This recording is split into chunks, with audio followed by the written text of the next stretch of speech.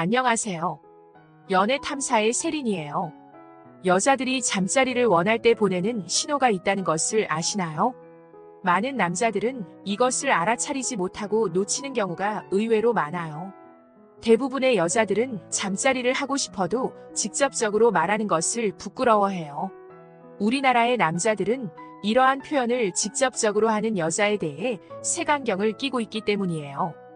직접적으로 잠자리를 하자고 말하는 여자는 너무 밝히는 여자, 내가 함부로 해도 되는 여자, 너무 해픈 여자라고 남자들은 생각을 하죠. 그래서 여자들은 잠자리에 대해서 간접적으로 표현하고 이것을 눈치챈 남자가 리드를 하게 하는 거예요. 오늘의 영상을 끝까지 시청하신다면 잠자리를 원하는 여자들의 속마음을 훤히 들여다볼 수 있을 거예요. 구독과 좋아요, 알림 설정은 영상을 만드는데 큰 힘이 됩니다. 잊지 말고 꼭 부탁드려요. 요즘은 과거와 다르게 여자들의 사고가 많이 개방적으로 바뀌었지만 외국의 경우와 비교해보면 아직도 보수적인 편이죠. 그래서 우리나라 여자들에게 있어 잠자리에 대한 요구는 큰 용기와 결심이 필요해요. 신체적인 특성상 여자는 임신에 대한 걱정과 남자들이 자신의 욕구만 해결하고 떠나간다는 두려움이 공존하기 때문이에요. 남자들은 분위기적으로 무르익어 하룻밤을 보낼 수 있을 거라고 생각도 하지만 다른 한편으로는 그녀와의 잠자리를 확신하기는 어렵죠. 잘못 판단해서 행동했다가 그녀와 완전히 멀어지거나 추행범으로 오해를 받을 수도 있으니까요. 그래서 여자가 하룻밤을 허락할 때 보내는 신호를 남자는 잘 알아야 해요. 지금부터 여자가 자신의 몸을 허락할 때 보내는 신호에 대해 알아보겠습니다. 첫 번째, 야한 농담을 한다. 여자가 남자에게 호감이 있을 때 자연스러운 터치와 함께 야한 농담을 하게 되는데요. 이것은 남자로 하여금 상상력을 자극하게 하는 행위가 되는 거예요. 이 남자와는 하룻밤이 가능하다는 신호일 수 있어요. 처음 만난 남자와 야한 농담을 한다는 것은 여자의 입장에서 무척 부담스럽죠. 그런데 여자가 남자에게 야한 농담을 하거나 남자가 여자에게 야한 농담을 했을 때 거부 반응을 보이지 않고 맞장구를 친다면 상당히 긍정적인 신호라고 볼 수 있어요. 여자는 관심이 없는 남자에게는 절대로 곁을 두는 말과 행동을 하지 않아요. 특히 관심 없는 남자의 야한 농담은 무조건 거부감이 들어서 절대로 하지 않은 대화의 종류이기 때문이에요. 이런 여자의 특성을 볼 때 남자에게 여자가 먼저 야한 농담을 걸어온다면 장난으로만 받아들이지 마시고 오늘 밤 함께 하고 싶다는 신호인지 한번 생각해 보세요. 여기서 주의해야 할 점이 있어요. 여자의 감정은 행동과 표정에서 바로 나타나기 때문에 이 남자가 정말 싫은 것인지 아니면 오늘 밤 함께하고 싶긴 한데 자존심 때문에 튕기는 것인지 잘 살펴봐야 해요. 여자의 표정이 굳어지고 행동이 위축된다면 더 이상 건드리지 마세요. 이러한 거절을 알아차리지 못하고 억지로 진행하려는 남자들이 있는데 이것은 정말 싫어서 하는 행동이기 때문에 더 이상 들이대지 마시고 물러날 줄도 알아야 해요. 반대로 여자의 표정이 굳어지거나 진지한 느낌은 아닌데 모텔에 가려고 하지 않는 경우는 난 너무 쉬운 여자가 아니다 라는 생각을 가지고 있는 거예요. 이러한 경우 너무 급하게 진행했거나 직접적인 표현에 부담을 느꼈기 때문이에요. 오히려 여자는 남자를 설득할 수 있을 만한 핑계거리를 남자에게 이야기한다고 보시면 돼요. 다리가 아파서 더는 못 가겠어 라고 말하거나 다른 곳에서 술 한잔 더 하고 싶어 조용한 데 가서 더 얘기할까? 라는 핑계를 댄다면 여자의 의견에 맞춰주시면 돼요. 여기서는 남자가 리드하는 것이 아니라 여자의 행동에 맞춰준다는 것이 핵심이에요. 이렇게 여자가 리드하는 형태가 된다면 자연스럽게 다음 단계로 진행이 될 거예요. 의외로 노력하지 않아도 원하는 결과를 얻을 수 있습니다. 두 번째, 자연스러운 미소와 스킨십.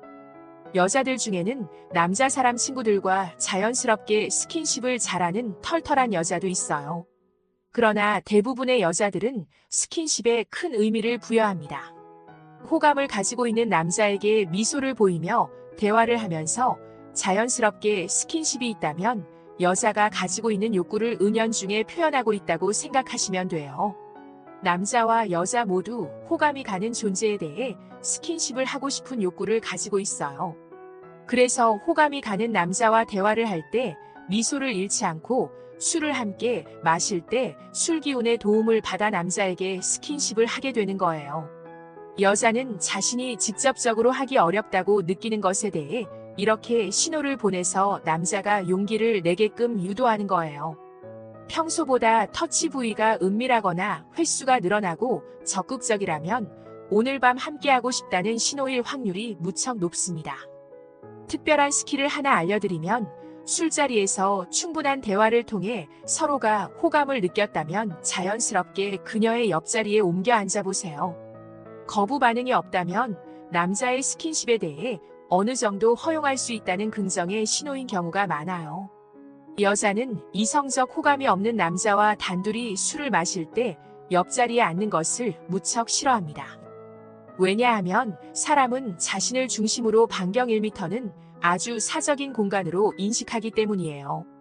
이러한 사적인 공간을 허용해 준다는 것은 아주 강력한 호감 신호이기 때문이죠. 이렇게 옆자리에 앉았다면 자연스러움을 잃지 말아야 해요.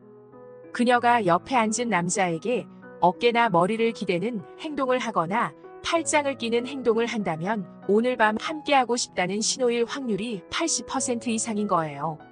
이러한 신호를 여자가 보낸다면 절대로 놓치면 안 되겠죠. 세 번째는 집에 가려고 하지 않는다. 함께 술자리를 할 때 대중교통 시간이 지났는데도 집에 가려고 하지 않고 자리를 옮겨서 한 잔 더 하자고 말하거나 좀 더 놀다 가도 된다고 말하는 경우가 있어요. 이런 말을 한다면 오늘 밤 당신과 함께 있고 싶다는 신호일 확률이 높아요. 아마 그녀는 오늘 분위기가 만족스럽다면 이 남자와 하룻밤을 보낼 수 있다는 마음을 먹고 나온 거예요. 사람들은 책임지고 싶지 않은 결과에 대해 남의 탓으로 돌리고 싶어하는 심리가 있어요. 그래서 여자는 대중교통 시간이 끝났기 때문에 오늘 밤은 어쩔 수 없었다라는 명분을 만드는 거예요. 이렇게 여자가 귀가에 대해 무신경한 태도를 보인다면 오늘 남자에 대해 호감이 크고 노령여하에 따라서는 충분히 하룻밤을 함께하는 것이 가능하다는 신호입니다. 겨울이라면 따뜻한 곳으로 갈래? 여름이라면 편안하게 맥주 마시는 장소로 갈까? 라고 말하는 것이 좋아요. 여기서 주의할 점은 모텔에 갈래? 오늘 할까? 라는 식으로 직접적인 표현을 하면 여자는 거부 반응을 보일 수 있어요. 남에게 탓할 거리 없이 자신이 결정해서 하룻밤을 보내는 것에 부담감을 느끼게 되니까요. 네 번째, 평소보다 술을 많이 마신다. 술을 마시다 보면 상대방이 더욱 매력적으로 보이는 경험을 해보셨을 거예요. 이렇게 술은 남녀 사이에 성적 긴장감을 상승시켜 상대를 사랑스럽게 보이게 하는 효과가 있어요. 그래서 조선시대에도 혼례를 하고 첫날 밤을 보내기 전에 술상을 봐놓고 술을 마시잖아요. 이렇게 술을 먹으면 평소에 하기 어려웠던 말을 할 수 있는 용기가 생기게 돼요. 그래서 술의 힘을 빌려 여자는 남자를 유혹하는 과감한 말을 하게 되는 거예요. 술을 마시다가 계속 남자를 바라보거나 힐끔힐끔 쳐다보기도 하고 남자의 말에 지나칠 정도로 호응을 하며 칭찬을 할 수도 있어요. 그리고 위에서 말씀드린 것처럼 야한 농담이나 과감한 스킨십을 병행한다면 오늘 밤 함께하고 싶다는 확실한 신호이기도 해요. 여기서 주의해야 할 점은 여자가 너무 취해서 몸을 가누기 어려울 정도로 인사불성이라면 다음날 기억을 못할 수도 있어요. 이때 남자가 착각해서 하룻밤 함께하자는 신호로 오인하는 경우 신고를 당할 수도 있고 일부 여자들은 돈을 요구하는 등의 다른 목적으로 의도적으로 이렇게 행동하는 경우가 있기 때문에 주의하셔야 해요. 오늘은 여자가 당신과 하룻밤을 보내고 싶을 때 하는 말과 행동에 대해 알아봤습니다. 이러한 신호를 정확하고 빨리 캐치한다면 황홀한 연애를 쉽게 시작하실 수 있을 거예요. 연애 탐사는 중년들의 삶의 질을 높이는데 도움을 드리기 위한 채널입니다. 여러분의 행복한 연애를 응원합니다. 안녕하세요. 사연을 부탁해입니다. 오늘의 사연을 소개하겠습니다. 요즘처럼 무더위가 기승을 부리면 다들 힘들다고 하지만 저는 이 더위가 싫지만은 않습니다. 제 사연은 무더위가 기승을 부리던 어느 날 시작이 되었거든요. 지방 국립대를 졸업하자마자 취업을 알아봤지만 과도 선호하는 과가 아니었기에 취업하기가 하늘의 별 따기만큼 힘들었습니다. 그 와중에 공무원에 합격했다는 사촌형부터 대기업에 취업을 했다는 사촌 누나까지 제게는 압박으로 다가올 수밖에 없었어요. 엄마의 잔소리가 끝도 없이 쏟아졌으니까요. 너 이력서는 넣고 있는 거야? 넣고 있으니까 기다려봐. 혹시 대기업만 쫓아다니는 거 아니야?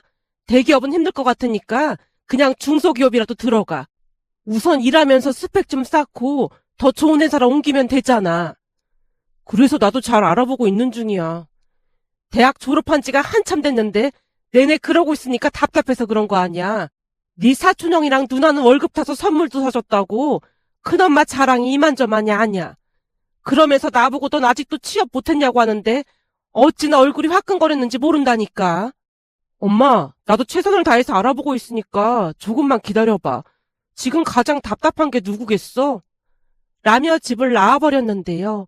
엄마 입장도 충분히 이해가 됐기에 마음이 많이 무거울 수밖에 없었습니다. 그때쯤 친구들 대부분이 취업을 했던지라 만날 친구도 없어서 홀로 방황하며 다니고 있었는데요. 그날따라 친구 정수한테 전화가 걸려왔습니다. 민호야, 나 오늘 일찍 끝나는데 술이나 한잔할까? 그래? 그럼 어디서 만날까? 우리 자주 가던 그 호프집에서 만나자.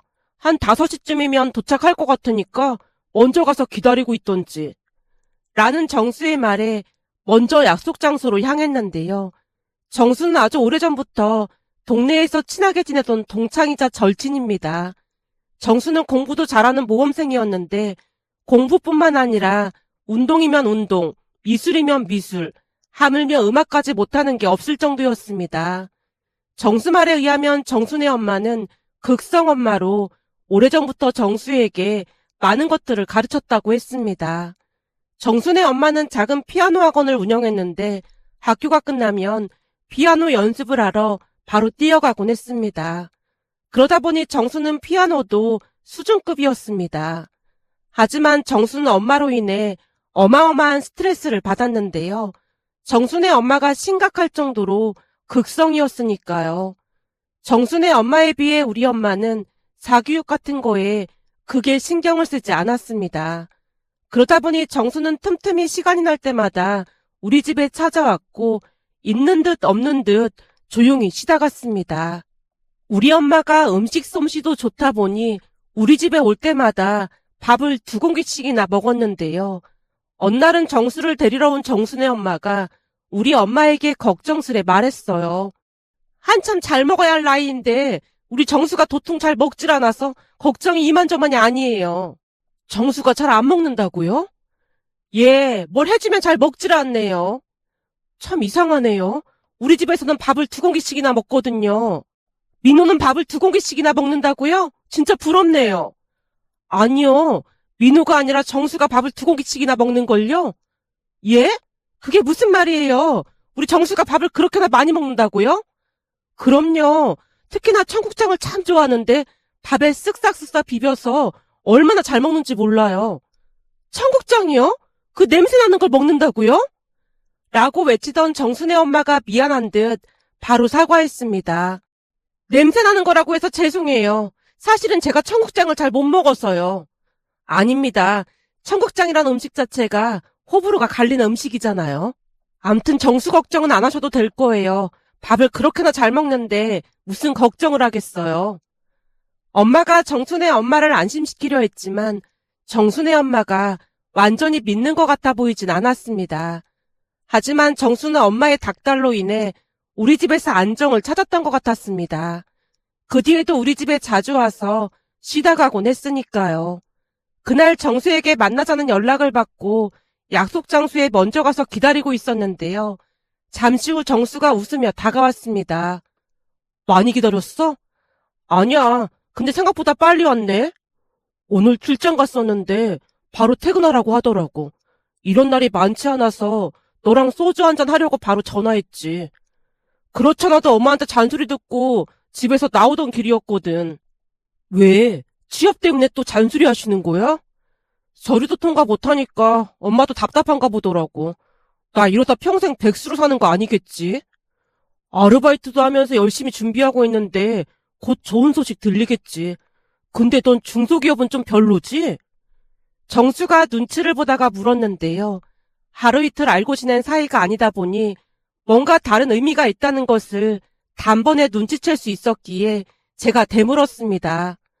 왜? 어디 좋은 자리라도 있는 거야? 다른 사람이면 막 소개해줬을 텐데 넌 내 제일 친한 친구잖아. 그래서 말하기가 좀 그렇더라고. 왜? 중소기업이라? 중소기업이긴 한데 중소기업 중에서도 좀 작은 회사거든. 근데 사장님도 좋고 평판도 좋은 회사야. 그래? 근데 그 회사에 자리가 있다는 거야? 사실 그 회사가 우리 거래처거든. 근데 사장님이 괜찮은 사람 구하기 힘들다고 하소연을 하시더라고. 좀 괜찮은 직원 구해놓으면 몇 달 되지도 않아서 그만두고 그런다나 봐. 근데 내가 볼 때는 꽤 유망한 회사거든. 그래서 나보고 한번 지원해보란 거지? 내 생각에는 우선 그 회사에서 경력을 좀 쌓고 그러면서 이직을 해보면 어떨까 해서 그래. 지금처럼 계속 아르바이트만 하고 있을 수도 없는 노릇이잖아. 내가 네 절친이니까 이런 말도 해주는 거 알고는 있는 거지? 당연하지. 다른 사람은 못 믿어도 내가 너는 믿잖아. 그럼 나 그 회사 한번 지원해볼까? 성급하게 결정할 문제는 아니고 잘 생각해보고 결정해. 네가 소개해준 회사라고 하면 엄마도 안심하실걸? 제가 배시시 웃고 있었는데요. 정수도 싫지는 않은 모양으로 따라 웃었습니다. 그날 정수와 한참 동안 수다를 떨다 집에 들어갔는데요. 들어가자마자 엄마가 폭풍 잔소리를 했습니다. 네가 지금 술이나 마시고 다닐 때야? 어쩌려고 그래? 오늘은 정수랑 한잔했어.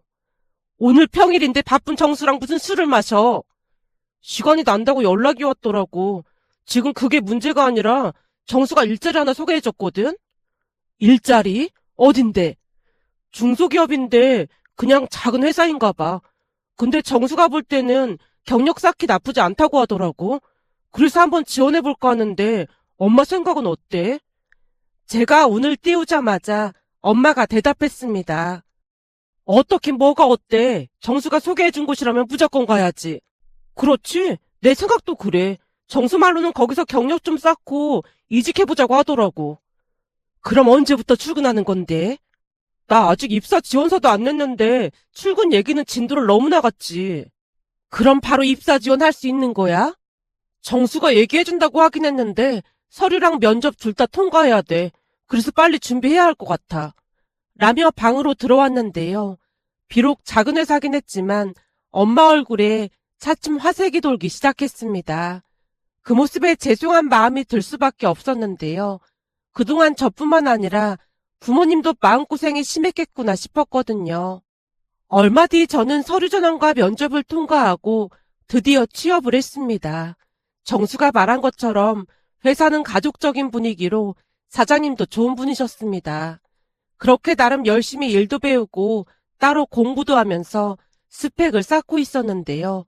비록 작은 회사였지만 활기를 찾은 제 모습에 부모님도 많이 좋아했습니다. 그런데 그 행복은 오래가지 않았습니다. 회사 일을 거의 완벽하게 알아갈 무렵 갑자기 일이 생겼거든요. 그러니까 반년쯤이 지나갈 무렵 사장님 아들이란 사람이 이사 자리에 앉았는데요. 사장님 아들이 맞나 싶을 정도로 인성이 최악이었습니다. 나이 많은 팀장님에게 반말조로 말을 하는 건 아무것도 아니었고 일도 제대로 배울 생각이 없어 보였습니다. 그 모습에 조용하던 회사가 시끌시끌해질 수밖에 없었는데요. 그동안 워낙 조용하고 가족 같은 분위기였기에 다들 큰 충격을 받은 듯 해보였습니다. 어느 날은 같은 부서 여자 선배가 제게 귀뜸을 해줬어요. 민호 씨, 사장님 얘기 못 들었지? 사장님 얘기요? 어떤 얘기요? 내가 살짝 들어보니까 사장님 건강이 안 좋으신가 봐. 네? 어디가 안 좋으신데요? 얼핏 듣기로는 대장암 같다고 하더라고. 병원에서는 초기라 수술하면 예후가 나쁘지 않을 것 같다는데 혹시나 잘못되면 아들이 회사를 물려받아야 하잖아. 그래서 외국에서 공부하던 아들을 급히 들어오게 했다나 봐. 이건 나도 들은 건데 아들이 공부를 너무 못해서 사모님이 외국으로 보냈다고 하더라고. 라고 말을 하던 선배가 주변을 두리번거리며 목소리를 낮춰서 다시 말했습니다. 근데 한국 있을 때 허구한 날 사고치고 그런 모양이야. 안에서 새는 바가지가 밖에서 안 새겠어? 거기서도 참 사고도 많이 치고 그랬다나 봐. 하지만 사장님이 암이란 소리 듣고 어쩔 수 없이 급히 들어오라고 한 거지. 사장님 참 좋은 분이신데 그런 분한테서 어쩜 저런 아들이 나올 수가 있지? 그러게요. 보니까 나이도 훨씬 많은 팀장님한테도 막 반말하고 그러더라고요. 그런데 누가 그러는데 그게 일부러 반말한 건 아니라고 하더라고요. 진짜? 누가 그랬는데? 상준 대리님이요. 사장님 아들이 외국에서 오래 살아서 존댓말에 익숙하지 않아서 그렇다고 하더라고요. 그거 보고 보통 일이 아니라는 생각마저 들었어요. 내 말이 그 말이야. 이러다 회사 큰일 나게 생겼다니까. 들어보니 일도 제대로 배울 생각도 없어 보이고 그냥 대충 시간만 때우다 간다고 하더라고. 우리 회사가 아무리 중소기업이라고 해도 배울 게 한두 가지가 아닌데 특히나 앞으로 회사를 운영할 사람이 더 많이 알고 있어야 하는 거잖아요. 그러게 말이야. 암튼 보통 큰일이 아니야. 지금 다들 불만이 이만저만이 아니라니까. 어제는 글쎄 직원들이 마시는 믹스커피 값도 아깝다면서 줄이라고 했대. 다들 알아서 하고 있는데 굳이 그럴 필요가 있나 싶네요. 내가 이런 말 하는 이유는 이 회사 오래 못 다닐 것 같으니까 민호 씨도 미리미리 준비를 하라는 거야. 근데 그동안 사장님이 너무 잘해주셔서 쉽게 결정을 못 하겠네요. 맞아. 다른 직원들도 다 같은 심정이야. 차라리 사장님이 악덕 사장님이었다면 미련 없이 떠났을 텐데 아프신 와중에 배신할 수는 없는 거잖아. 그래서 다들 사장님 아들 갑질을 그냥 참고 있더라고. 그래도 혹시 모르니까 준비는 하라는 말이야. 네, 알겠습니다. 라며 제가 대답을 했는데요. 병소 사장님 인품을 잘 알고 있었던지라 보통 어려운 일이 아니었습니다. 특히나 사장님 아들은 저보다 2살이 많았는데요. 아주 대놓고 저를 무시했습니다. 어느 날은 거래처에 간다고 하면서 제게 운전을 부탁했어요. 아무 생각 없이 차를 가지고 기다리고 있었는데 사장님 아들이 뒷좌석에 타자마자 기가 막힌 말을 했습니다. 이래서 돈이 있어야 하는 거구나. 이게 바로 돈 맛이라니까. 김 기사, 출발하자고. 저는 기사는 아닌데요. 내가 앞으로 이 회사 사장이 될 건데 내가 기사라고 하면 기사지. 뭔 말이 그렇게 많아? 라는 말까지 하는 게 아니겠어요. 어처구니가 없었지만 그 상황에 따지고 들어봤자 좋을 게 하나도 없었기에 그냥 넘기고 말았는데요. 그 뒤에도 사장 아들의 횡포는 계속되었습니다. 어느 날은 사장 아들의 개인적인 심부름 등으로 사용한 제 차 기름값 입금이 안 된 것 같다고 격리 직원에게 물었지만 사장 아들이 주지 말라고 했다는 말에 사장 아들에게 찾아가 이유를 물었는데요. 그깟 기름값이 얼마나 한다고 치사하게 기름값을 청구하고 그래? 모르는 사이도 아니고 대충 넘어가자고. 내가 당신 이력서 봤는데 우리 회사 나가면 어디 갈 곳도 없잖아. 그러니 눈치껏 살라고. 사장 아들이 어찌나 뻔뻔하게 말을 하던지 말다툼을 하고 싶지 않아 돌아서 나온 뒤 이직을 해야겠다는 결심을 했습니다. 그러던 어느 날은 사장 아들이 불러서 갔더니 또다시 개인적인 심부름을 시켰어요. 저기 세워져 있는 캐디백 보이지? 저거 여기 적혀있는 주소로 갖다 주고 그쪽에서 뭐 하나 주는 거 있을 거야. 난 술 약속 있으니까 그거 받아와서 나한테 주고 가. 여기서 왕복 2시간 거리고 차도 막힐 것 같은데 갔다 오면 많이 늦을 텐데요. 그러니까 최대한 빨리 다녀와야 할 거 아니야. 저기 캐디백에 골프채들 엄청 비싼 거니까 조심히 들고 다니고. 알아들었으면 그만 나가봐. 사장 아들이 귀찮다는 듯이 말을 했습니다. 그날 회사를 그만둬야겠다는 다짐을 다시 한번 한 채 캐디백을 실은 뒤 주차장에서 차를 가지고 나와 천천히 차를 몰고 있었는데요. 잠시 후 한 할머니와 젊은 여자가 길가에 쓰러져 있는 게 아니겠어요. 주위에 지나가는 사람들도 없어 일단 차를 세우고 두 사람에게 다가가던 순간 갑자기 할머니가 구토를 하기 시작했습니다. 그 모습에 뭔가 잘못됐다는 생각이 들어서 제가 가까이 다가가 무릎을 꿇고 물었습니다. 저기 괜찮으세요? 저희 좀 살려주세요. 네? 어디 아프신 거예요? 병원에 좀 데려다 주세요. 여자가 힘겹게 말을 하는 모습에 정신없이 두 사람을 제 차에 태웠는데요. 구급차를 불렀어야 했지만 워낙 경황이 없기도 했고 마침 큰 병원 하나가 회사 근처에 있었거든요. 거기다 두 사람 다 의식은 있었기에 빨리 제 차에 태워서 병원으로 향했습니다. 그런데 차가 움직이자마자 할머니가 제 차에 다시 구토를 했는데 눈밀러로 살짝 보니 뒷자리가 난리도 아니었습니다. 다행히 병원이 멀지 않아 금방 병원 응급실에 도착을 했는데요. 의사에게 두 사람의 상태에 대해 본대로 얘기하고 나가려고 하던 찰나에 간호사분이 보호자가 올 때까지 기다려야 한다고 하는 게 아니겠어요? 제가 보호자가 아니라고 했음에도 기다리라는 말에 차마 자리를 뜰 수 없어 보호자가 올 때까지 기다릴 수밖에 없었습니다. 간호사 말로는 열사병 같다고 했는데 저는 그날 열사병 걸린 사람을 처음 봤던 것 같습니다. 잠시 후 보호자로 보이는 중년 남자분이 급히 뛰어들어왔고 이리저리 다니다가 간호사에게 들었던 모양인지 제게 다가왔어요. 우리 어머니랑 제 딸 이렇게 도와주셔서 정말 감사합니다. 아닙니다. 저는 이만 가보겠습니다. 우리 딸한테 들어보니 차가 엉망이 됐다고 하던데 우선 이거 가지고 가서 새 차 맡기시겠어요? 남자분이 제 앞에서 지갑을 펼쳤는데요. 지갑 안에 5만 원짜리 지폐가 가득했고 그 돈을 한 움큼 잡더니 제게 내밀었습니다. 이거 얼마 안 되지만 세차할 때 쓰세요. 정말 죄송합니다. 괜찮습니다. 차도 좋은 차가 아니라 제가 청소하면 됩니다. 아닙니다. 꼭 세차장에 맡기셔야 합니다. 냄새가 아주 지독할 거예요. 아니 이 더운 날씨에 무슨 운동을 한다고 그러고 있었던 건지 더 지체했으면 큰일 날 뻔했다고 하더라고요. 제가 감사해서 드리는 거니까 그냥 받아주세요. 그럼 저는 어머니랑 딸한테 가봐야 해서요. 다시 한번 감사합니다. 혹시 차량 청소하시는데 부족하면 이번으로 꼭 연락주세요. 남자분이 명함 한 장을 건넸고 빠른 걸음으로 사라졌습니다. 남자분이 사라진 곳을 한동안 바라만 보다가 손으로 눈을 돌렸는데요. 제 손에 명함 한 장과 5만 원권이 잔뜩 들려 있었습니다. 명함을 자세히 보니 땡땡 주식회사 대표로 표기되어 있었어요.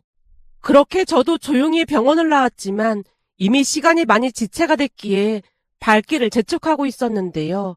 곧 전화벨이 울렸고 사장 아들이 쏘아붙였습니다. 야, 너 지금 어디야? 지금 기다리고 있다는데 아직도 도착 안 하고 어디냐고? 저기 일이 좀 생겨서 지금 가고 있는 중입니다. 야, 그럼 너 지금까지 농땡이 친 거야?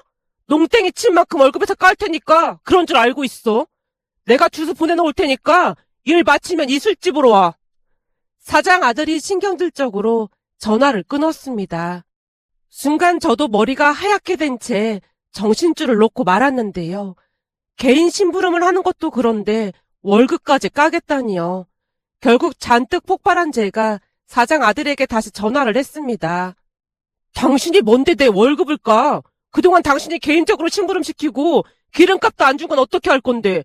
내가 회사에 일하러 왔지 당신 개인 심부름하러 온 줄 알아? 야, 너 미쳤어? 당신? 그래, 나 미쳤다. 이따위 회사 다니고 싶어서 다닌 줄 알아? 그지 같은 회사 간둘 테니까 잘 먹고 잘 살아. 너 그 캐디백은 어떻게 할 거야? 돌아가서 사무실에 던져두고 갈 거니까 네가 가져다 주던지 맘대로 해. 이번에는 제가 신경질적으로 전화를 끊어버렸습니다. 그리고는 캐디백인가 뭔가를 사무실에 넣고는 제자리로 가서 짐을 챙겼는데요. 퇴근하지 않고 아직까지 일을 하고 있던 선배가 놀란 듯 물었습니다. 민호씨, 지금 뭐 하는 거야? 사장 아들, 아니지 그 인간이 저보고 그만두라고 해서 그만두려고요. 제가 할 얘기가 참 많은데요. 진짜 더는 못 다니겠습니다. 나중에 자세히 말씀드릴게요. 선배님, 그동안 감사했습니다. 언제 한번 불러주시면 제가 식사 대접하겠습니다. 라며 사무실을 나왔는데요. 그날 선배의 표정이 한동안 잊혀지지가 않았습니다. 그렇게 다음날 세차장에 차량을 맡겼는데 차량 내부가 너무나 엉망이어서 25만 원 정도를 지불해야만 했는데요. 워낙 많은 돈을 받았다 보니 세차비를 내고도 돈이 많이 남았습니다. 결국 제가 건네받은 명함으로 전화를 했어요. 안녕하세요. 어제 할머님이랑 따님 병원에 모셔다 드린 사람입니다. 아, 예. 어제는 정말 고마웠습니다. 근데 혹시 돈이 부족했나요? 아닙니다. 그런 게 아니라 어제 돈을 너무 많이 주셨더라고요. 세차비가 25만 원 정도 나왔는데 남은 돈은 제가 다시 입금을 해드려야 할 것 같아서요. 예? 입금이요?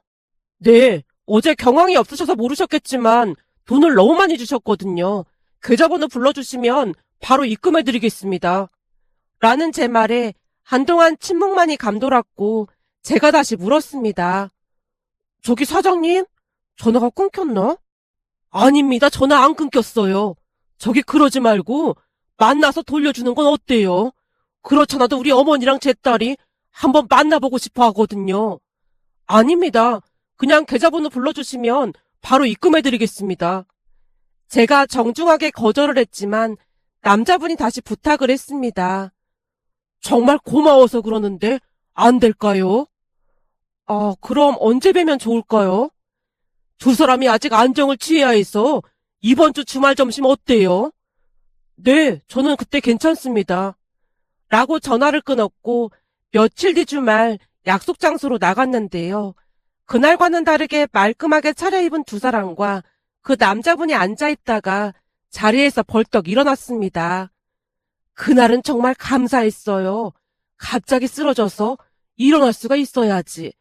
근데 다들 갈 길 가느라 신경도 안 쓰길래 큰일 났다 싶었는데 젊은이가 도와줘서 얼마나 고마웠는지 몰라요. 아닙니다. 건강해지셨다니 다행입니다. 근데 이 더운 날씨에 두 분은 왜 거기에 쓰러져 계셨던 거예요? 아, 죄송합니다. 내내 너무 궁금해서 그만. 제가 멋쩍은 표정으로 머리를 긁적이자 할머니가 대답했어요. 이게 다 내 잘못이에요. 사실 보다시피 우리 손녀가 갑작스레 살이 많이 쪘는데 운동도 안 하고 종일 집에서 휴대폰만 하길래 내가 억지로 끌고 나갔다가 이런 병고가 일어났지 뭡니까? 할머니 때문에 억지로 나갔는데 저도 그렇고 할머니도 그렇고 진짜 열사병이 이렇게 무서운 건지 처음 알았거든요. 휴대폰까지 두고 나와서 연락을 할 수도 없었는데 갑자기 눈앞이 노래지면서 어질어질해서 얼마나 무서웠는지 몰라요. 난 그렇다 쳐도 할머니가 잘못될까봐 더 무서웠던 것 같아요. 그 와중에 저희 도와주셔서 너무 감사했습니다. 다른 사람들은 다들 관심도 없었거든요. 아닙니다. 당연한 일을 한걸요. 근데 그 날씨에 운동은 너무 무리였던 것 같네요. 제 말이 그 말이에요.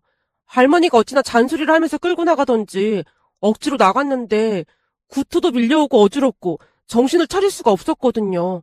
할머니가 햇빛을 봐야 우울증이 안 걸린다고 데리고 나간 건데 우울증이 문제가 아니라 열사병으로 저 세상 갈 뻔했죠 뭐. 넌 할미 앞에서 못하는 소리가 없어. 그러게 내가 안 나간다고 했잖아. 그치만 열사병 덕분에 다시 열심히 살아보기로 결심했어. 눈앞이 노래지는데 반드시 살아야겠다는 생각만 들더라고. 여자가 알 수 없는 소리를 했고 할머니와 아빠라는 분이 흠칫 놀라는 듯해 보였어요. 그렇게 우리는 계속해서 대화를 이어갔는데요. 참 이상했던 것이 예전부터 잘 알고 지냈던 사람들처럼 마음이 편했습니다. 잠시 후 남자분이 다시 입을 열었습니다. 근데 돈을 돌려주겠다는 전화 받고 깜짝 놀랐습니다. 사실 나는 돈을 더 받아내려고 전화한 줄 알았거든요. 그때는 잘 모르셨나 본데 돈을 엄청 많이 주셨거든요.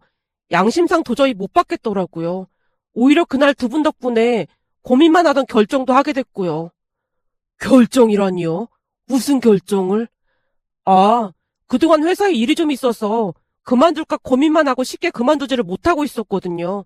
근데 그날 회사에서 잘렸는데 지금은 오히려 속이 편합니다. 회사에서 잘리다니요? 그럼 설마 우리 때문에 잘렸다는 말이에요? 결과로만 봤을 때는 그렇긴 한데 어차피 그만두려고 했습니다. 사장 아들 인성이 진짜 최악이었거든요. 제가 쑥스러운 듯 웃었지만 할머니 얼굴에 수심이 가득해 보였습니다. 그 뒤 즐겁게 식사를 한 뒤 집에 돌아왔고 다음날부터 이직 자리를 알아보고 있었는데요. 한 3일 정도가 지난 어느 날 남자분에게 다시 전화가 걸려왔습니다. 그때 회사를 그만뒀다고 했는데 혹시 취직은 했나 해서요. 지금 여기저기 서류 넣어보고 있는 중입니다. 근데 혹시 무슨 일 있으신 거예요? 그런 건 아니고, 혹시 시간 나면 우리 회사에도 입사 지원 해볼 생각 없어요? 네? 사장님 회사예요? 때마침 우리도 경력직 직원을 채용하고 있거든요. 우리 회사가 대기업은 아니지만 나름 괜찮은 회사니까 한번 지원해봐요. 아, 네. 정말 감사합니다. 라며 전화를 끊고 회사를 알아보니 전에 다니던 회사보다 훨씬 좋아 보였어요. 결국 그 회사에 입사 지원을 했고 면접까지 합격했는데요. 며칠 뒤 출근을 해서 발령받은 부서로 갔더니 그때 그 젊은 여자가 팀장으로 있는 게 아니겠어요? 어서 와요. 우리가 인연은 인연인가 보네요. 아, 따님이라. 원래 여기서 일하다가 일이 생기는 바람에 한동안 회사 못 나왔었는데 그때 그 일 이후로 다시 열심히 살기로 했거든요. 암튼 반가워요. 생명의 은희님. 그리고 앞으로 잘 부탁해요. 아닙니다. 제가 잘 부탁드리겠습니다. 그렇게 저는 그 팀장 밑에서 일을 하게 됐는데요. 기존 사장 아들과는 다르게 사장 딸이었음에도 항상 예의 바른 모습이었습니다. 그러던 어느 날은 같은 팀 대리 한 명이 제게 물었어요. 팀장님하고는 어떻게 아는 사이예요? 잘 모르겠지만 팀장님이 원래 말수도 적고 그렇거든요. 근데 민호 씨랑 있으면 잘 웃고 말도 잘하시더라고요. 잘 아는 사이는 아니고 어쩌다 알게 된 사이입니다. 이런 말 해도 될지 모르겠지만 팀장님이 우울증 때문에 좀 고생을 하셨거든요. 근데 민호 씨가 입사한 이후로 많이 좋아지신 것 같아요. 우울증이요? 그게 사실은 대리가 목소리를 낮추며 주변을 두리번거리다 다시 말을 이어갔습니다. 사실은 우리 회사에 잘생긴 팀장 하나가 있었거든요. 학벌도 좋고 얼굴도 잘생겨서 여직원들이 다 좋아했는데 어느 날 보니까 팀장님이랑 둘이 사귀고 있더라고요. 근데 나중에 보니 그 남자 팀장이 여기저기 양다리를 걸치고 있었다는데 돈 때문에 팀장님이랑 결혼할 생각이었던 모양이에요. 둘이 결혼 이야기까지 나왔었거든요. 근데 그 양다리 걸친 여직원 한 명이 사장님한테 일러 바쳐서 아주 난리가 났었거든요. 그때 충격으로 지금까지 팀장님이 우울증으로 고생했어요. 그냥 알고 있으라고 말해주는 거예요. 라며 쑥스러운 듯 미소 지었습니다. 그 말을 듣고 나니 더욱 안쓰러운 마음이 들었는데요. 그러다 보니 팀장님이 제게 말을 걸어올 때마다 정성스레 대답을 해줬고 시간이 지나면서 우리는 조금씩 가까워져 갔습니다. 그러던 어느 날은 회사 사장님이 저를 집으로 초대해서 잔뜩 얼어붙은 채 갔는데요. 제가 들어가자마자 할머님이 방긋 웃으며 맞아주셨습니다. 왔어? 그동안 잘 지냈지? 네. 할머님도 잘 지내셨죠? 당연하지. 열사병으로 요단강 건널 뻔하다가 돌아왔는데 앞으로 오래오래 잘 살지 않겠어? 원래 한번 죽다 살아나면 명이 길어지기 마련이거든. 자네 덕분에 오래오래 살 수 있겠어. 아닙니다.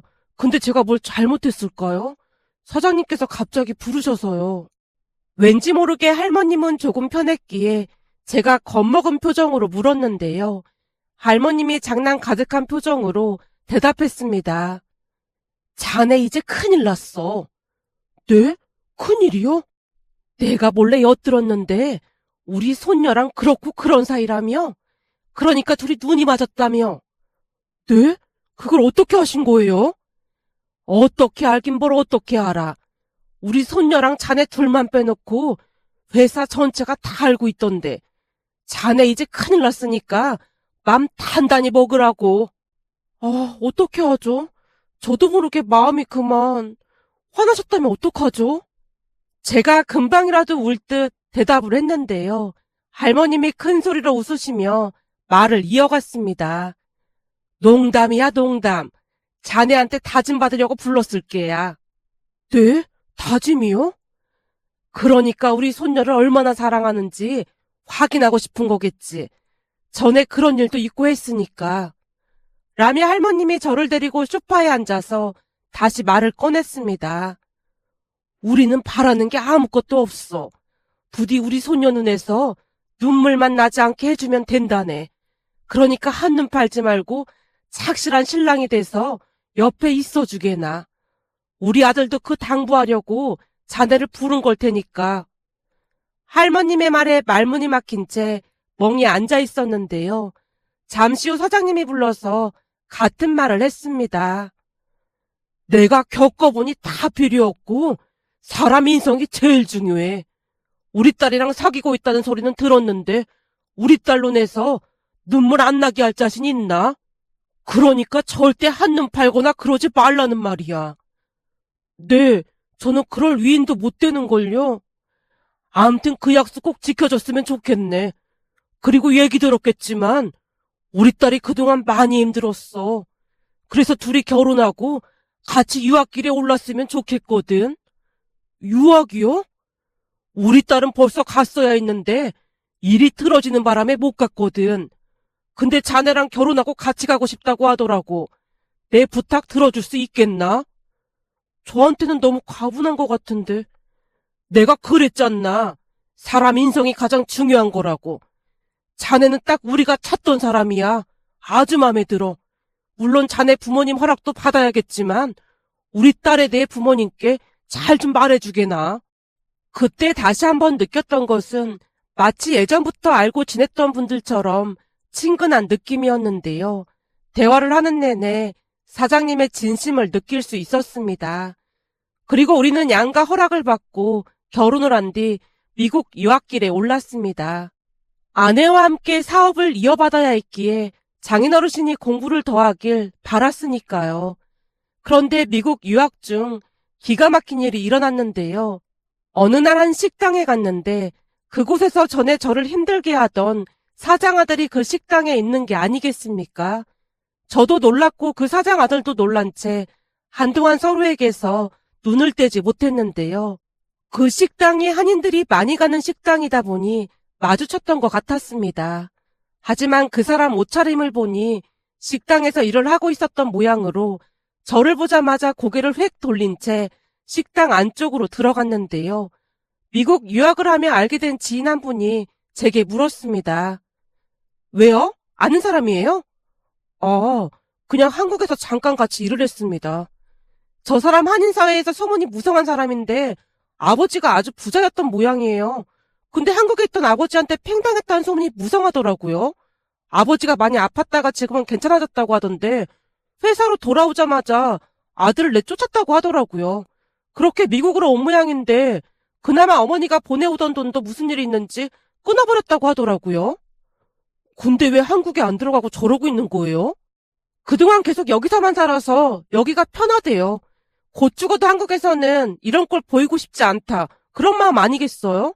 전에 저 사람이랑 친하게 지냈던 사람이 그러는데 어머니한테 계속 연락은 하고 있는 모양인데 전혀 연락이 안 된다고 하더라고요. 결국 돈 떨어진 거지가 되다 보니까 지인들도 다 등 돌리고 저러고 살고 있는데 살기 힘들어지면 알아서 한국 들어가지 않겠어요? 근데 한국에서 사업을 말아먹다시피 해서 아버지가 절대 안 받아줄 거라고 하더라고요. 하도 사고치고 다녀서 마지막 기회를 줬던 건데 그것도 걷어차버린 거죠. 라며 한심하다는 듯이 말을 했습니다.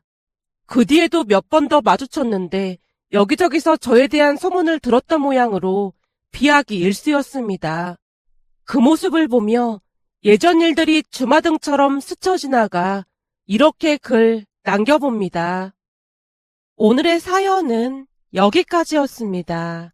즐겁게 보셨다면 구독, 좋아요 부탁드립니다. 고맙습니다.